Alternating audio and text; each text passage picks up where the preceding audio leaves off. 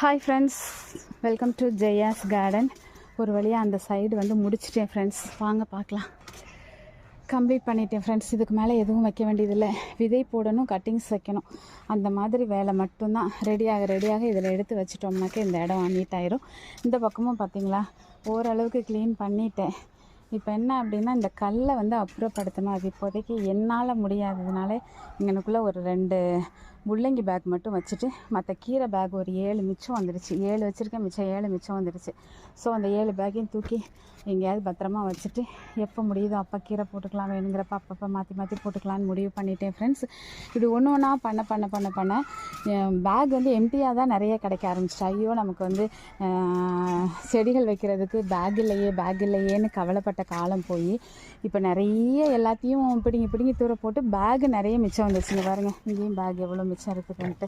இங்கே பாருங்கள் எத்தனை இருக்குன்னு. இப்போ நான் எதுக்காக இந்த வீடியோ அதை சொல்லாமல் என்னென்னவோ பேசிகிட்ருக்கேன். இங்கே பாருங்கள், நார்மல் கலர் இல்லை, இந்த கலர் இருக்கும் இல்லையா நார்மலாக, அந்த கலர் வாடாமல்லி விதைகள் ஓரளவுக்கு சேகரிச்சிட்டேன். நிறைய வேஸ்ட் ஆகிடுச்சு பிடுங்கி போட்டதில், கொஞ்சத்தை மட்டும் சேகரிச்சிட்டேன். இப்போ போய் திருப்பி ரெஸ்ட் எடுத்துகிட்டு மணி இப்போ 4 இருக்கும், 4:30 இருக்கும்னு நினைக்கிறேன். திரும்ப வந்து இந்த இடத்த மட்டும் கூட்டி அள்ளிட்டோன்னாக்கா ஓரளவுக்கு ஃபினிஷ் பண்ணின மாதிரி தான் ஃப்ரெண்ட்ஸ். இதோட இந்த வேலையை முடிச்சுட்டு அதுக்கப்புறம் நாளைக்கு தான் தண்ணி ஊற்றுறப்ப வந்து ஓரளவு திருப்பி ஒரு தடவை நல்லா கழுவி விட்டுட்டோம் அப்படின்னாக்கா நம்ம மாடித்தோட்டம் நீட்டாகிடுவாங்கன்னு நம்புகிறேன்.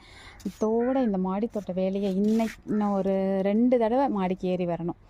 இந்த குப்பையெல்லாம் க்ளீன் பண்ணணும், அப்புறம் கழுவணும். அப்படி 2 தடவை மட்டும் வந்துட்டோம் அப்படின்னா அதுக்கப்புறம் மாடித்தோட்டம் பக்கமே இந்த லீவில் வரக்கூடாது, தண்ணி ஊற்றுறதை தவிர அப்படின்னு வச்சுருக்கேன். க்ளீனிங் ஒர்க்குக்கு வரக்கூடாது. ஆனால் கீழே போய் காமிக்கிறேன். அவ்வளோ ஆட்டு சாணம் ஒரு 6 பேக் வாங்கிட்டு வந்திருக்கேன். அது எதுக்காக அப்படின்னா போடுறதுக்காக இல்லை, இந்த மாதிரி நிறைய வேஸ்ட் ஆகிட்டு பார்த்திங்களா, இதுக்கு ஃபுல்லாக வந்து ஆட்டு சாணத்தை போட்டு மண்கலவை ரெடி பண்ணதுக்காக. அது போக ஒரு 150 கிலோ மண்புழு உரம் வாங்கி வச்சுருக்கேன். அதை மட்டும்தான் போடணும். இந்த லீவில் ஒரு டெய்லி ஒவ்வொரு ஏரியாவாக மண்புழு உரம் போடணும். அதுக்கப்புறம் முட்டை அமிலம் ஊற்றி விட்டு தெளிக்கணும். இவ்வளோதான் இந்த வேலை. இவ்வளோதோட லீவு முடிஞ்சிடும்.